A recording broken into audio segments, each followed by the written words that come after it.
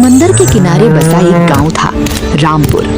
नाम जितना चमकदार था, यहाँ के लोगों की जिंदगी उतनी ही कठिन थी। सुबह जब सूरज की पहली किरणें गांव पर पड़ती तो पूरा इलाका सुनहरी हो जाती। इस गांव की सबसे बड़ी समस्या थी बंजर जमीन।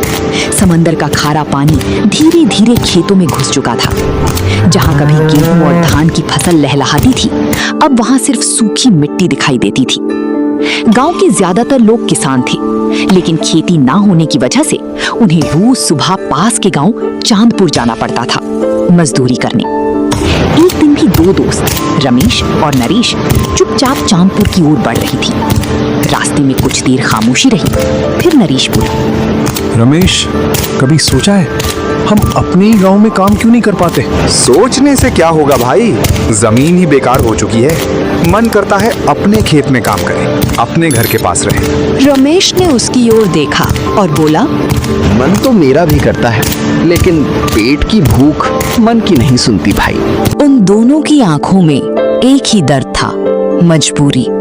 दोनों बातें करते करते चांदपुर पहुंचकर काम में लग गए। कुछ देर बाद वहां के बड़े जमींदार सेठ नानू प्रताप आए।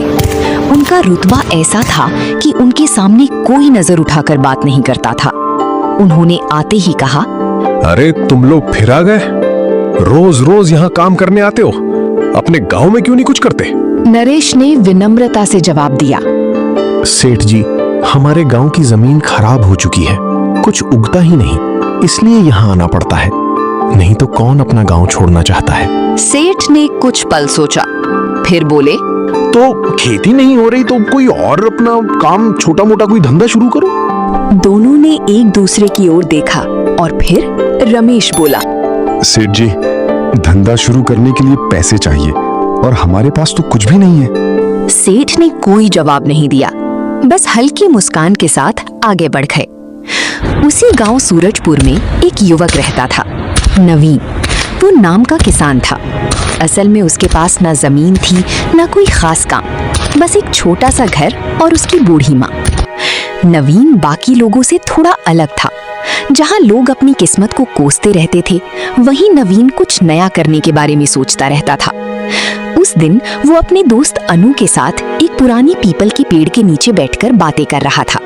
अचानक नवीन बोला, अनु, क्या हम पूरी जिंदगी ऐसे ही मजदूरी करते रहेंगे? नवीन की बात सुनकर अनु बोला, और क्या करेंगे भाई, कोई और रास्ता भी तो नहीं है। तो क्या हुआ, रास्ता नहीं है तो बनाना पड़ेगा। अनु ने उसकी ओर देखा और बोला, भाई बोलना आसान लगता है, असल में कुछ करना इतना आसान नहीं होता।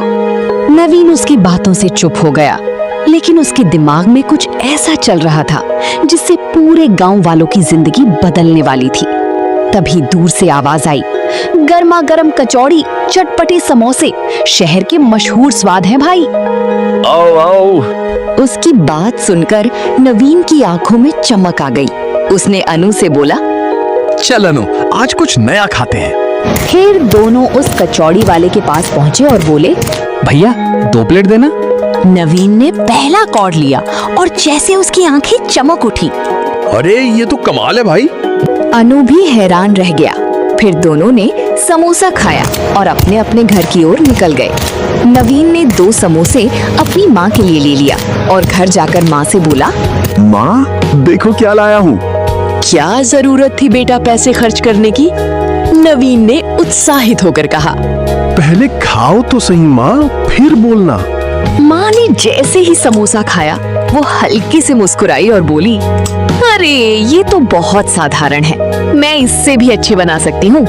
माँ की बात सुनकर नवीन चौंक गया और बोला, क्या सच में माँ, तुम्हें समोसा बनानी आती है? हाँ बेटे, तेरे दादाजी भी पहले समोसे का ठेला चलाते थे, मैंने उनसे सीखा था। बस यहीं से सब बदलने वाला था, जब एक छोटा सा विचार पूरे गांव की जिंदगी बदलने वाली थी। माँ, अगर हम भी समोसे बनाकर बेचे तो? माँ थोड़ी चुप रही, फिर बोली, बेटा काम तो अच्छा है, लेकिन उसके लिए पैसे चाहिए, सामान चाहिए। माँ, पैसे का इंतजाम मैं कर लूंगा, बस आप साथ देना। उस रात नवीन सो नहीं पाया। उसके दिमाग में बार बार एक ही बात घूम रही थी, अब जिंदगी बदलनी है। सुबह होते ही वो बिना समय गवाए उठा और माँ को देखा जो अभी सो रही थी। वो चुपचाप घर से निकल पड़ा पैसे का इंतजाम करने। गांव में एक ही आदमी था जो पैसे उधार देता था, सेठ गोपाल दास। नवीन उसके पास गया और बोला, सेठ जी, मुझे कुछ पैसे चाहिए, मैं काम शुरू करना चाहता हूँ। पैसे तो मिल जाएंगे, लेकिन बदले में क्या रखेगा? नवीन चुप हो गया। उसके पास कुछ भी नहीं था सिवाय एक चीज के, जो था उसका घर। उसने धीरे से कहा, सेठ जी, मैं अपना घर गिरवी रख दूंगा। सेठ के चेहरे पर हल्की मुस्कान आई। फिर सेठ बोला, सोच लो, अगर पैसे नहीं चुका पाया तो घर मेरा हो जाएगा। ठीक है सेठ, मुझे मंजूर है। फिर सेठ नवीन को पैसे दे दिए। नवीन पैसे लेकर सीधे बाजार पहुंचा। सबसे पहले उसने एक छोटा सा ठेला, कढ़ाई और बर्तन, आलू, मसाले, आटा और बाकी की सारी जरूरी सामान खरीदे और घर जाने लगा। लेकिन उसे नहीं पता था कि घर जाते उसे एक झटका लगने वाला है जो सब बदल देगा। नवीन खुशी खुशी घर पहुंचा और बोला, माँ, देखो मैं क्या लाया हूँ। उसने जोर से आवाज लगाई, लेकिन अंदर से कोई जवाब नहीं आया। उसका दिल अचानक घबराने लगा। वो दौड़कर अंदर गया। माँ बिस्तर पर लेटी थी। माँ, तुम्हें क्या हुआ? माँ ने कमजोर आवाज में कहा, बेटा, सुबह से तबीयत ठीक नहीं लग रही। इतना सुनते ही नवीन बिना समय गवाए डॉक्टर को बुलाने दौड़ा। कुछ देर बाद डॉक्टर आया। उसने जांच की और गंभीर आवाज में बोला, देखो, इनकी उम्र हो गई है, अब इन्हें आराम की जरूरत है। किसी भी तरह का मेहनत वाला काम नहीं करना चाहिए। इतना कहकर डॉक्टर चला गया। अब नवीन के पैरों तले जमीन खिसक गई थी। जिस माँ के भरोसे उसने सपना देखा था, अब वही काम नहीं कर सकती थी। अब क्या करूं भगवान, घर गिरवी रख दिया, सामान खरीद लिया, लेकिन समोसे बनाएगा कौन? माँ ने उसकी ओर देखा और धीरे से बोली, बेटा, छोड़ दे ये सब, मैं अब तेरी मदद नहीं कर पाऊंगी। नहीं माँ, ऐसा मत बोलो, सब ठीक हो जाएगा। सब खत्म हो गया भाई। अनु ने पूरी कहानी सुना। फिर कुछ देर सोचता रहा। फिर अचानक से बोला, एक तरीका है भाई, जिससे तू समोसे खाकर आया था, उससे सीख ले। नवीन थोड़ा हिचकिचाया, फिर बोला, लेकिन भाई, क्या वो हमें सिखाएगा? कोशिश करने में क्या जाता है भाई, चल अभी चलते हैं उसके पास। फिर दोनों उस समोसा वाले के पास पहुंचे। नवीन ने विनम्रता से कहा, भैया, क्या आप हमें समोसे बनाना सिखा सकते हैं? वो आदमी नवीन की बात सुनकर अकड़ कर बोला, तुम्हें सिखा दूं ताकि तुम मेरा ही धंधा छीन लो। जाओ जाओ यहाँ से। उसकी बात सुनकर नवीन निराश हो गया। उसकी आखिरी उम्मीद भी खत्म हो चुकी थी।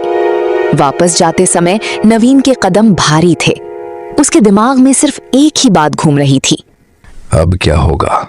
घर गिरवी, माँ बीमार। वो धीरे धीरे चल रहा था, जैसे अब कोई उम्मीद नहीं बची।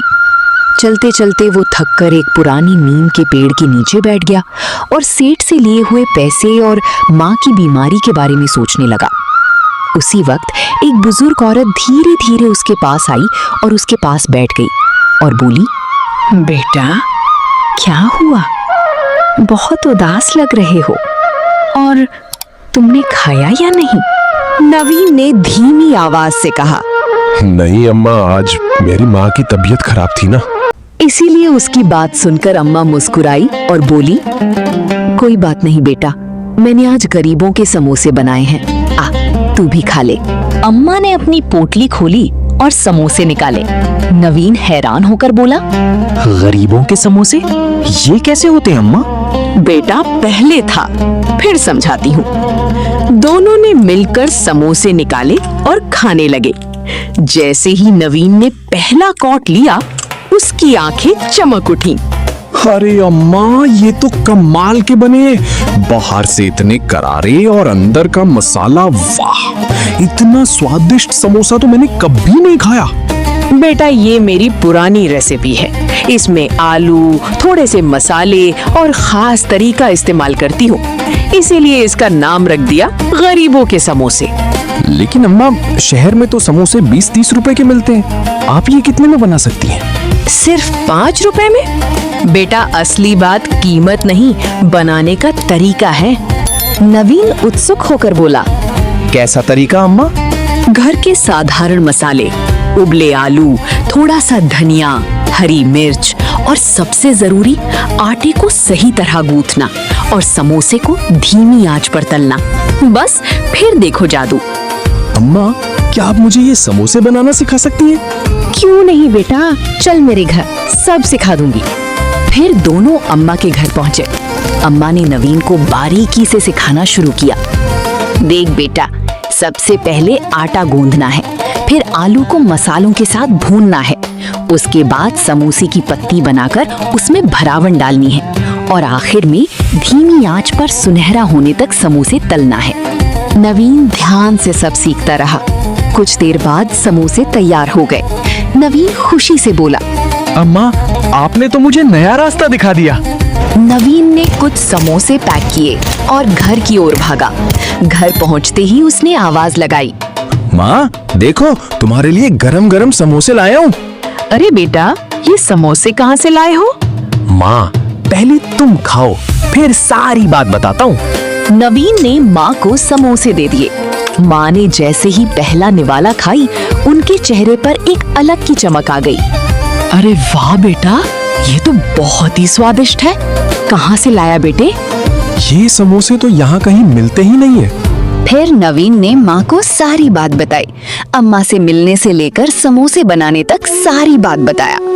माँ, अब मैं समोसे बना पाऊंगा। अब आपको टेंशन लेने की जरूरत नहीं है। नवीन की बात सुनकर अम्मा की आंखें नम हो गईं। जीते रहो मेरे बच्चे। अगली सुबह नवीन जल्दी से जागकर सारा काम पूरा किया। जल्दी जल्दी उसने अम्मा के बताए हुए तरीके से समोसे बनाए और सारा सामान ठेले पर रखे और माँ से आशीर्वाद लिए। फिर गांव के चौक की ओर निकल गया। फिर चौक पर ठेला लगाकर नवीन जोर जोर से आवाज लगाने लगा। आओ भाई आओ, गर्मा गर्म समोसे खाओ। नवीन की बात सुनकर गांव वाले नवीन के ठेले पे आए और बोले। अरे नवीन भाई, तुम तो खेती करते थे ना, ये समोसा कब से बेचने लगे? बस भाई, आज से ही शुरू किया हूँ। भाई, तुम्हारे समोसे से तो बहुत अच्छी खुशबू आ रही है। लो भाई, एक प्लेट खिलाओ। नवीन ने उसे समोसा दिया और फिर जैसे ही उसने पहला निवाला खाया, उसकी आंखें चमक उठी।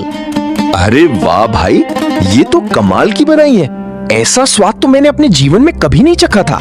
फिर क्या था, देखते ही देखते नवीन के सारे समोसे बिक गए। शाम को नवीन खुशी खुशी अपने घर चला जाता है। घर जाते ही अपनी माँ को बोलता है।